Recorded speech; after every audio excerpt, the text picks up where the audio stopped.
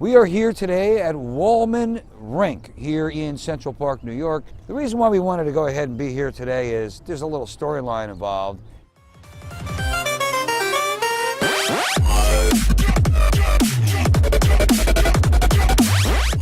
Years and years ago, about 30 years ago, New York City couldn't get this thing restored to save their lives. All the bureaucracy, the red tape, they just couldn't get it done. God, we just don't know what the hell we're doing. A New Yorker who had money came along and said, you know what, I've got this, Mayor Koch. That New Yorker was Donald Trump. You can see, here's his name, which is very rare for him to put his name on things. This is a pretty serious accomplishment. He circumvented the red tape and the bureaucracy ahead of deadline and below budget. If that's all the man ever did in his life, that's a pretty cool thing. You got your name up, you got a little, thumbprint on your legacy for having been on this earth. Not bad at all. He has built a lot of towers. You've got a Trump Tower there. It's just nothing compared to what this man has done. Then you got all these people out here that say, I don't even think he's rich. They just want to say whatever they can think of that's negative. If he's capable of doing this and building all the buildings that he's built, construction here, there, and everywhere, I think, yeah, he probably can build that wall, don't you think? That wall has been talked about for decades. That's nothing new. What's new is somebody finally came along and said, forget all the talk, I'm going to do the damn thing. Probably finish ahead of schedule and below budget. Kind of his MO. Why would he want to build a wall? Hey, he wants to build a wall. You got the Pope.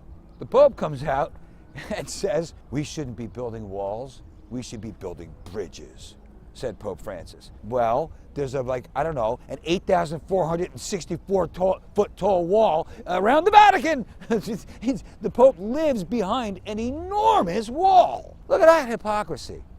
It's a giant wall. See, I think we're going to put a wall in there. All that candidate Trump was saying and President Trump is now saying is we got to stop people from just coming in all the way, flooding across our borders. It's insane to think there's something wrong with him wanting to stop that from happening. This is a sovereignty issue. We're a sovereign nation. Clearly a security issue. We're the biggest target for people like ISIS. They want to come and chop off all our heads. These people hate the United States of America, really, just by virtue of the fact that these creatures with bumps on their chests, what we call women, can have power over men. That right there, they hate our guts. We're Satan to them, right there, because that's their mentality. He wants to make sure that they don't just come in all they want. Whatever it takes, if it's a wall, whatever have you.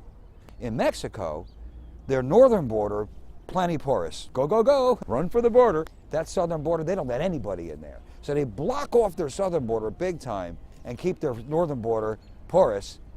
And nobody that on the left that's screaming and yelling about Donald Trump's wall, probably most of them don't even know that, but you do now. Like, oh, but it's the bad wall, bad Trump. We need to protect our borders. Insofar as the people that already made it here, I don't think any of them are supposed to be ripped up and thrown out except for the criminals. George Bush had it exactly correct when he had his guest worker program. That was a $2,000 fine was going to be imposed, so there's a penalty. So all the people like the Laura Ingrams of the world, all these people, far right, were saying that was amnesty. It's amnesty! Yeah, no, it's not amnesty. If there is a fine imposed, by definition, it cannot be amnesty. Amnesty is full forgiveness.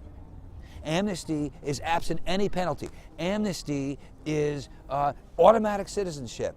What the guest worker program was a processing, a facilitating of the people that are already here. Who the hell is anybody to say that somebody who made it here, escaping God knows what on that planet out there, gets here and that they have children now here? Who's anybody to tell them, rip them up, throw them out? That's just mean. Besides which, who the hell's going to pick the fruit? George Bush, speaking to him, said once, if you are in America and you don't speak English, you may mop the floor of the restaurant. If you're in America and you do speak English, you may own the restaurant. What you need to do is you need to learn English, and then you have the full potential to realize the American dream. I asked Mike Bloomberg when he was mayor of New York, what do you think of George Bush's guest worker program? And he said, I think it's highly intelligently written. Well, I agree with the former mayor of New York, at least on that one, if not on the big gulps, his whole nanny state thing. But he was right, it was highly intelligently written. It processed and facilitated the 12 or 13 million people that are here. And then they had to go back to their country. After 2 years, they had to go back to their country and then come back in, and it was the Republicans in the House and the Senate that got in the way of that. They all screamed bloody murder. It's amnesty, it's amnesty. That was all wrong. They should have said, okay, this processes and facilitates, this is a good idea, this is intelligent, this is a good approach.